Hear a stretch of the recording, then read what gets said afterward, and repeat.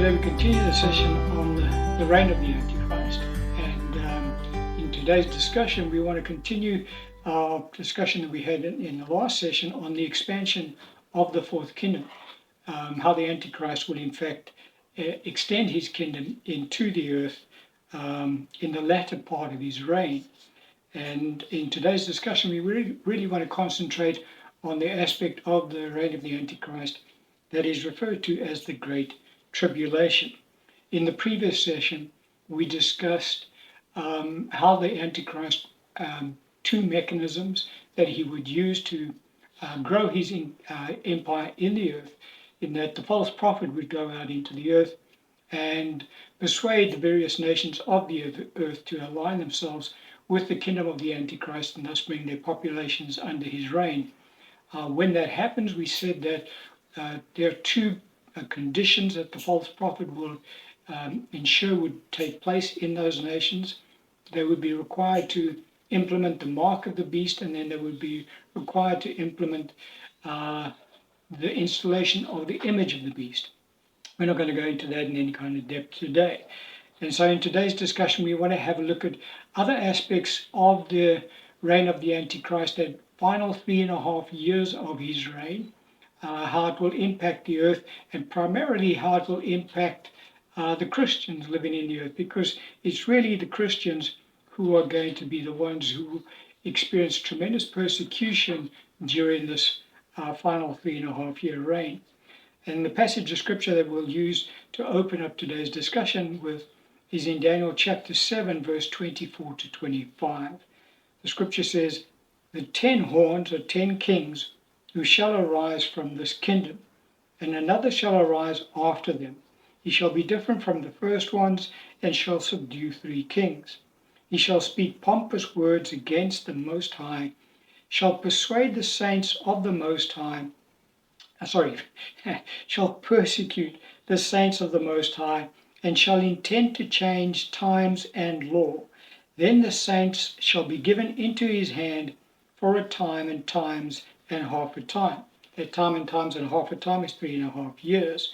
So this passage of scripture is very plain to us that the Antichrist is going to persecute the saints of the Most High, that the saints will be given into his hand for that period of time.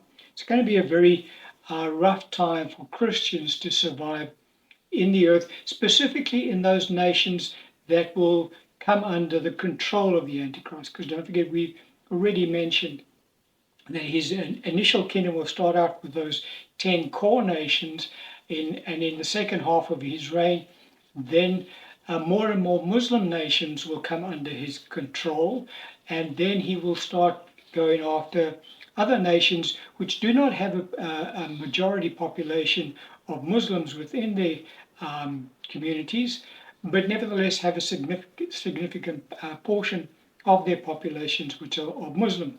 And those nations will then begin to be assimilated within the kingdom of the Antichrist. Now, Christians who find themselves living in those nations will have one or two choices. They will either be forced to flee, or they will be forced to become martyrs for the Lord, because there's no middle ground, basically, for Christians living in those nations, unless obviously they choose to renounce their following of the Lord Jesus. And so what we see here in this passage is that the Antichrist, when he takes on board the various nations of the earth, as they come into his kingdom, he will begin to change times and law, the calendars of those nations and the laws of those nations. They will have to reorientate themselves to adopting his calendar and his law. So what calendar and what law are we referring to? Well, as we've already mentioned in the series, and it is obviously very plain in the series, the Antichrist comes out of the Muslim faith, and so it is the Muslim calendar that will be enforced upon the nations that come into the kingdom of the Antichrist. And it is Sharia law that will be enforced upon the nations that come into the kingdom of the Antichrist. Now, all of the 10 nations that form the core of the Antichrist kingdom, right from the outset, would have under his reign adopted the Muslim calendar and Sharia law. And so as his kingdom is extended and as more nations align themselves with his kingdom and come into his kingdom, well, they will then be forced to adopt the Muslim calendar. They will also be forced to adopt Sharia law, thus replacing whatever laws their nations hold, and they would have to adjust accordingly. Now, the Sharia law would be very strictly enforced in those nations. We've already mentioned in the previous session how the Antichrist will go about enforcing his dominion over those nations, mainly through the mechanism of the mark of the beast and also the image of the beast. Some examples of what it would be like for the nations that have to adopt Sharia law. Well, all women will be forced to cover themselves in public. Men will be forced to grow their beards, things like that. One could have a look, really, I think in Afghanistan is one of the nations that pretty much enforce Sharia law. And you can see throughout the earth today that Muslims in the various nations of the earth certainly do agitate for the adoption of Sharia law over their communities, even in the Western communities. Anyway, that would be something that would be enforced once the Antichrist does, what's the word I'm looking for, bring into his circle a nation that is now has decided to subject itself to the rule of the Antichrist. When that happens, obviously, it is the Christians who will be targeted in those nations because they're the ones that would obviously reject the Muslim calendar, they would reject Sharia law, and they will then be persecuted accordingly. Now, the persecution is going to be quite harsh. Obviously, we're looking at punishment by death. So it's not going to be an easy time for people who are obstinate, people who refuse. We're not talking about Christians now. We're talking about people who feel that their freedoms are being infringed upon, etc., etc. They will initially try to resist. It'll be impossible to resist, however, and they will be brought into line very quickly. The Christians, as I say, they will either have to find a way of getting out of those nations and fleeing to a nation that is not yet under the reign of the Antichrist, or they will be very quickly martyred. Another passage of scripture we can have a look at that reinforces what will take place during this time, this final 3.5-year period under the reign of the Antichrist, is in Revelation 17, verse 15 to 18. Scripture says, "Then he said to me, the waters which you saw where the harlot sits are peoples, multitudes, nations, and tongues. And the 10 horns which you saw on the beast, these will hate the harlot, make her desolate and naked, eat her flesh and burn her with fire. For God has put it into their hearts to fulfill his purpose, to be of one mind, to give their kingdom to the beast until the words of God are fulfilled.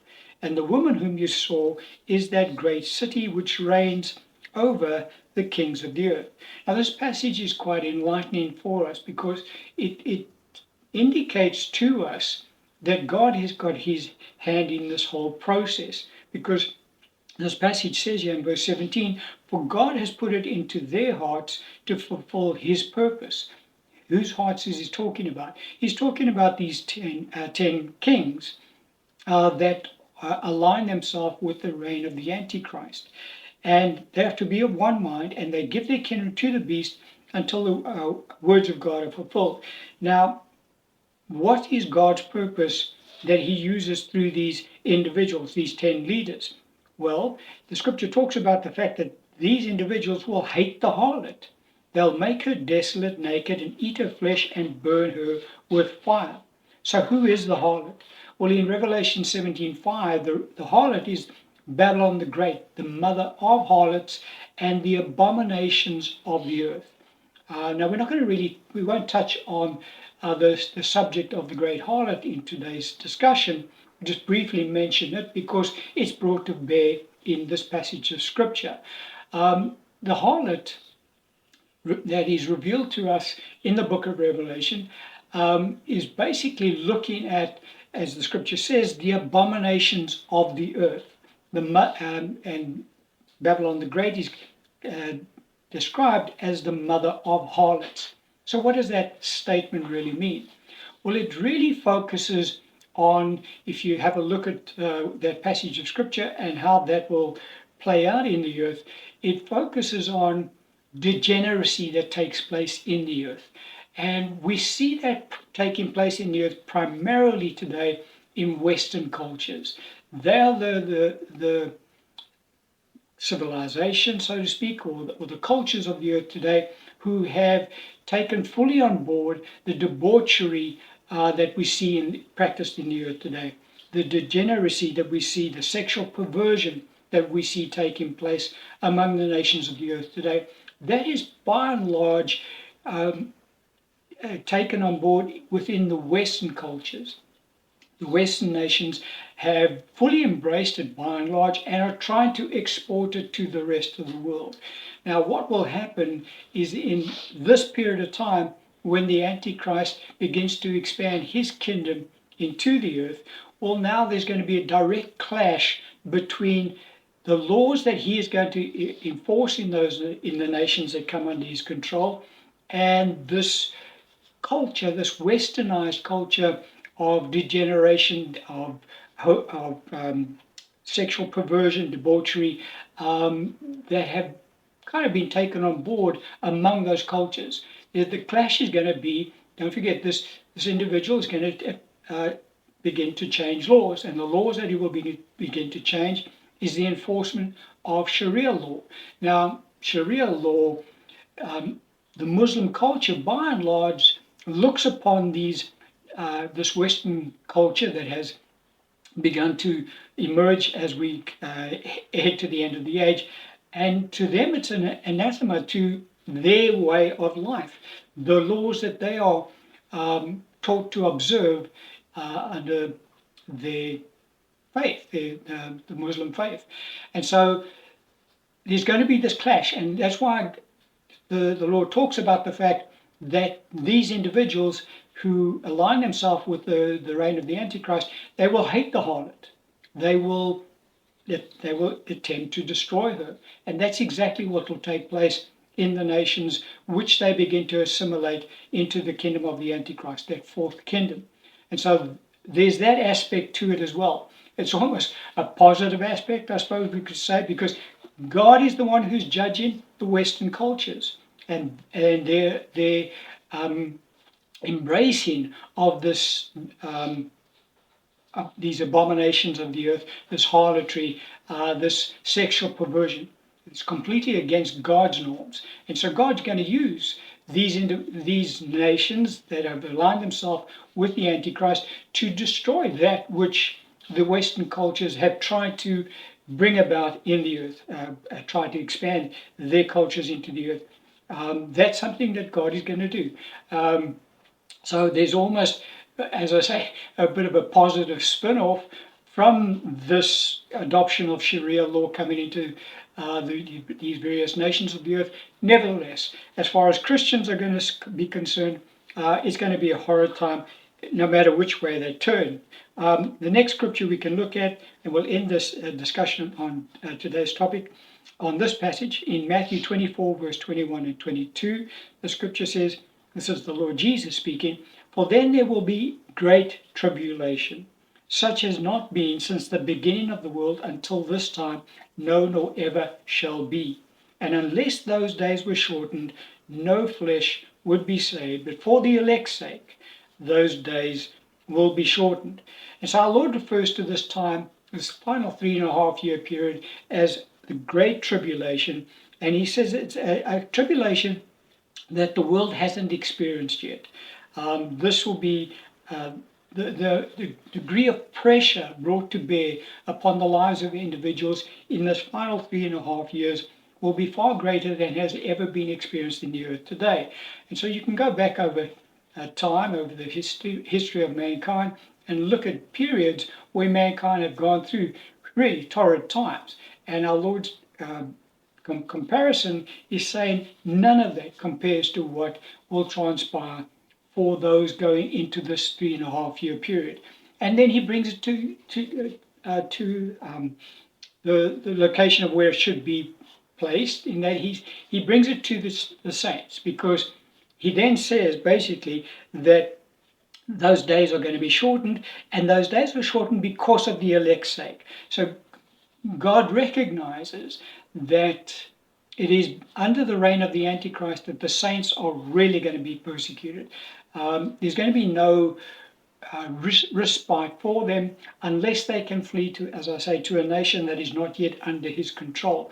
But given enough time, we've already said that he would be able to bring all of the earth under his control, which is why the Father has limited to his time this final 3.5 year period to that 42-month period, so that he doesn't have enough time to be able to absorb all of the nations into the earth. Why? Because if he did, all saints would be martyred, and thus no flesh would be saved. And so it's going to be really a torrid time that the saints will go through. Obviously, initially the Jewish nation will incur his wrath. We said that in earlier sessions, that he will destroy the Jewish nation. The saints of the Jewish nation, some of them, not all of them, some of them will have had the opportunity to flee to the mountains, as our Lord warned them to. They will be protected during this time. And the saints living outside of the grasp of the Antichrist will also be shielded from this kind of persecution that the rest of the saints will go through.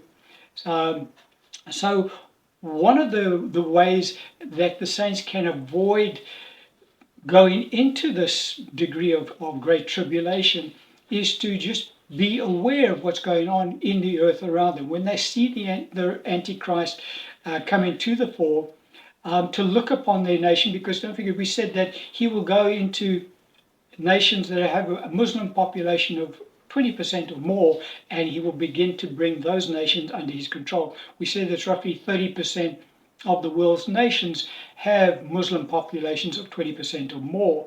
And so what is prudent for Christians to do during that time is to have a look and see, well, what is the Muslim component in my nation that I'm living in?